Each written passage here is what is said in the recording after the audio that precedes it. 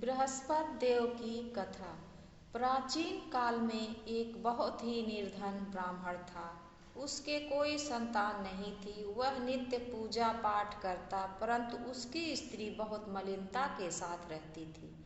वह न स्नान करती, न किसी देवता का पूजन करती। प्रातः काल उठते ही सर्वप्रथम भोजन करती, बाद में कोई अन्य कार्य करती थी।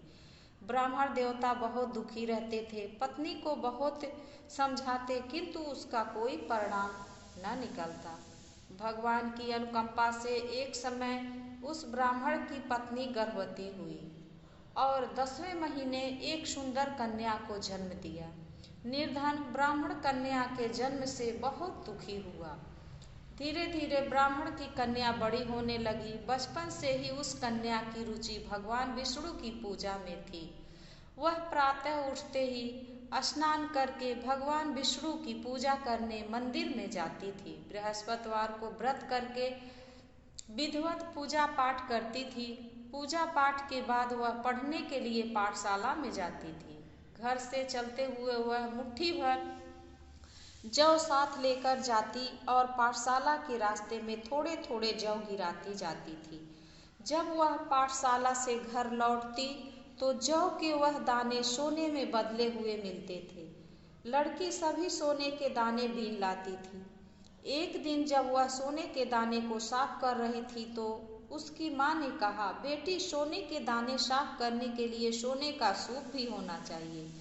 अगले दिन बृहस्पतिवार था। उसने भगवान बृहस्पति की पूजा करते हुए प्रार्थना की, हे भगवान, यदि मैंने आपका व्रत विधिवत किया है तो आप मुझे सोने का सूप दे दो। भगवान ने बृहस्पति देव ने उसकी मनोकामना पूरी करने का वचन दिया। पाठशाला से लौटते समय उसे रास्ते में सोने का सूप पड़ा हुआ मिला। घर लौटकर सोने का सूप अपनी माँ को दिखाकर वह सोने के दाने साफ करने लगी। उसी समय नगर का राजकुमार उसके घर के पास से गुजर रहा था। उस सुंदर लड़की को सोने के सूप में जौ साफ करते देख राजकुमार उस पर मोहित हो गया। महल में लौटकर राजकुमार ने राजा से उस लड़की से विवाह करने का इच्छा प्रकट की तो राजा ने ब्राह्मण को महल में बुलाकर राजकुमार से उसकी लड़की से विवाह का प्रस्ताव रखा। ब्राह्मण तैयार हो गया। धूमधाम से उस लड़की का विवाह राजकुमार से हो गया। दुल्हन बनकर ब्राह्मण की लड़की महल में चली गई। लड़की के चले जाने से ब्राह्मण फिर निर्धन हो गया। उसे कई कई दिनों भोजन नहीं मिलता था। बहुत दुखी होकर ब्राह्मण एक दिन अपनी लड़की के पास गया। अपने पिता से निर्धनता का समाचार सुनकर उसे बहुत सा धन देकर पिता को विदा किया।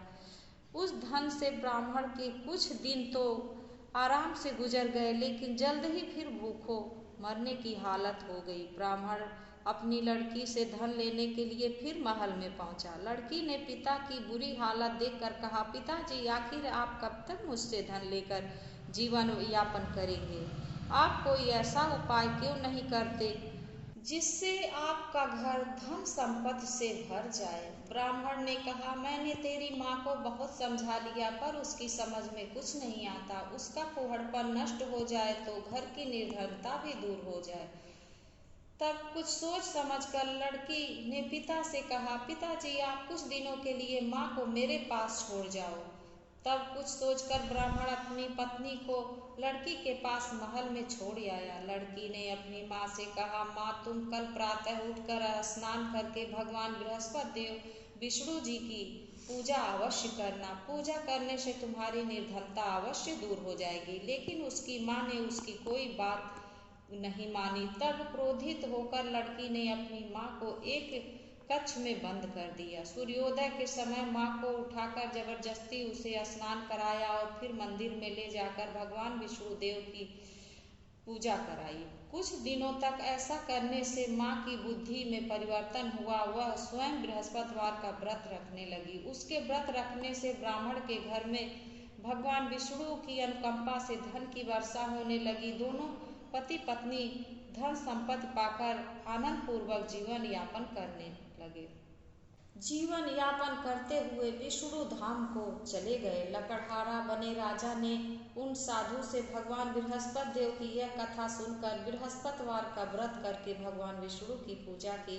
उस दिन से उसके सभी क्लेश दूर हो गए।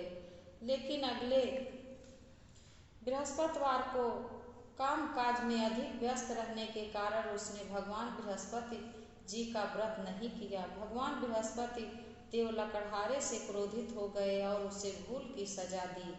उस दिन नगर के राजा ने नगर में घोषणा करके सबको सूचित किया, प्रत्येक नागरिक मेरे महल में भोजन करने आए। जो नहीं आएगा उसे अपराधी मानकर भारी दंड दिया जाएगा। लकड़हारा बने राजा ने उस नगर के राजा की घोषणा तो सुनी, लेकिन जंगल से लकड़ी काट कर लाने और उन्हें बेचने में देर हो जाने के कारण वह समय पर महल में भोजन करने नहीं जा सका। अतः राजा के सैनिक लकड़हारे को पकड़कर महल में ले गए। राजा ने उसे महल के एक कक्ष में बैठाकर भोजन कराया। उस कक्ष में एक खूंटी पर रानी का सोने का हार लटका हुआ था। लकड़हारा अकेले उस कक्ष में भोजन कर रहा था। तभी उसने एक आश्चर्यजनक घटना घटती देखी। देखते ही देखते वह खूंटी हार को निगल गई। थोड़ी देर के बाद राजा ने हार को गायब देखा तो लकड़हारे को कारावास में डलवा दिया। लकड़हारा मन ही मन अपने भाग्य को कोसने लगा। तभी उसे जंगल में मिले साधु का स्मरण हो आया। थोड़ी देर में भगवान बृहस्पति देव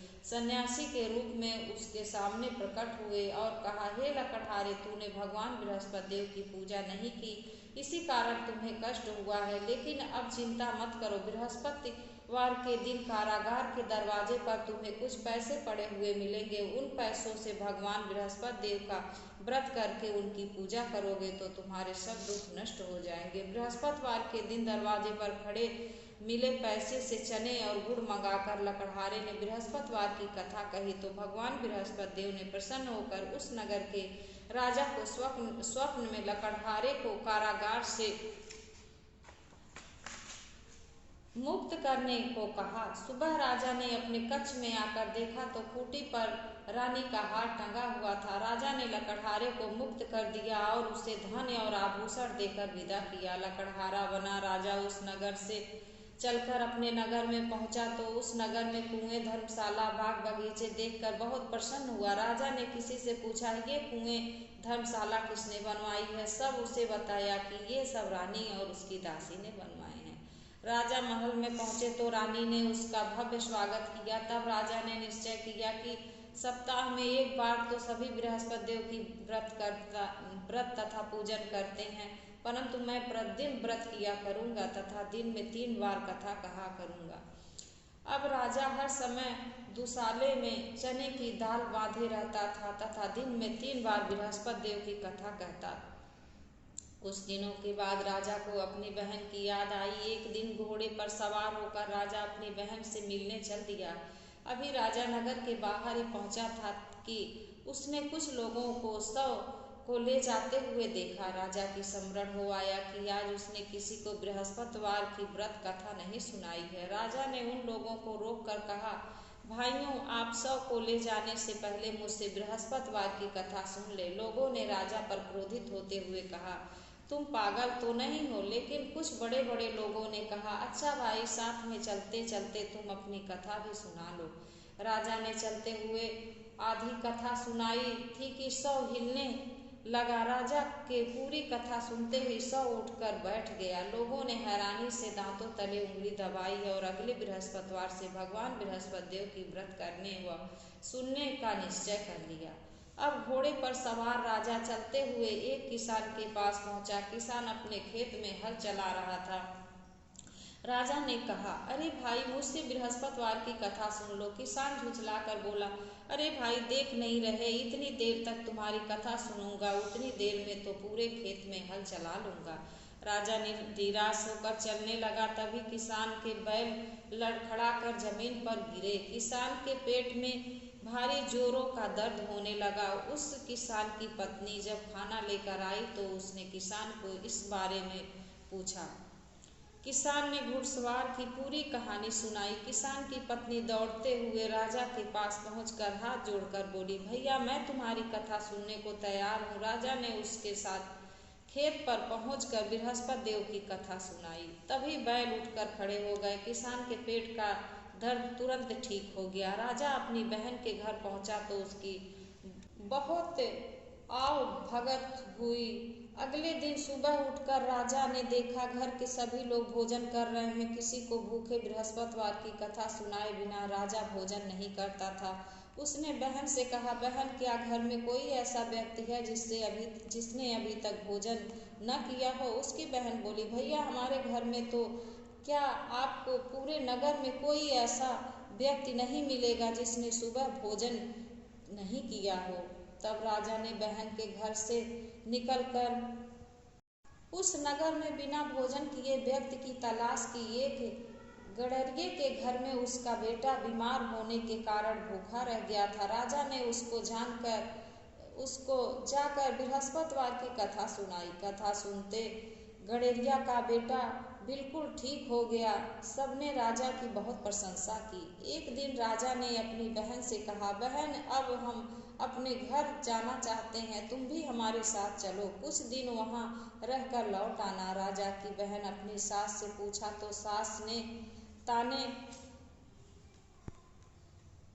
देते हुए कहा, बहू मायके जाना हो तो अकेली जाना, मेरे पोतों को नहीं ले जाना। तुम्हारे भाई को संतान नहीं है, कहीं तुम्हारी भाभी मेरे पोतों पर कोई जो जादू टोना न कर दे। दूसरे कक्ष में बहन की सास की बातें सुनकर राजा दुखी मन से अकेला ही अपने नगर में लौट गया। रानी ने राजा से कहा, आप तो अपनी बहन को साथ लेने की बात कहकर गए थे, फिर अपनी बहन को साथ क्यों नहीं लाए? तब राजा ने दुखी होते हुए कहा, रानी हम निसंतान हैं, इसलिए कोई हमारे घर आना पसंद नहीं करता। रानी ने राजा को समझाया, हे प्राणनाथ, हमें बृहस्पति देव की सब कुछ दिया है, अब भगवान बृहस्पति देव हमें संतान भी अवश्य देंगे। बृहस्पतिवार को विधिवत व्रत करते हुए राजा रानी ने भगवान बृहस्पति देव से संतान के लिए प्रार्थना की। कुछ दिनों के बाद उन्होंने स्वप्न में दर्शन देते हुए कहा, हे राजन, तेरी मनोकामना अवश्य पूरी होगी। एक सप्ताह बाद ही रानी गर्भवती हो गई। 10वें महीने रानी ने एक सुंदर पुत्र को जन्म दिया। राजा रानी जीवन भर बृहस्पतिवार की व्रत करते रहे। उसके घर में धन की वर्षा होती रही। इस तरह आनंद पूर्वक जीवन यापन करते हुए राजा रानी भगवान बृहस्पति देव की अनुकंपा से मोक्ष को प्राप्त करके सीधे बैकुंठ धाम को पहुंच गए। बृहस्पतिवार को विधिवत व्रत करके जो स्त्री पुरुष भगवान विष्णु की पूजा करते हैं, भगवान उनकी सभी मनोकामना पूरी करते हैं। इस कथा को जो सच्चे दिल से पढ़ेगा उसकी सब मनोकामना पूरी होगी। बोलो बृहस्पति देव की जय।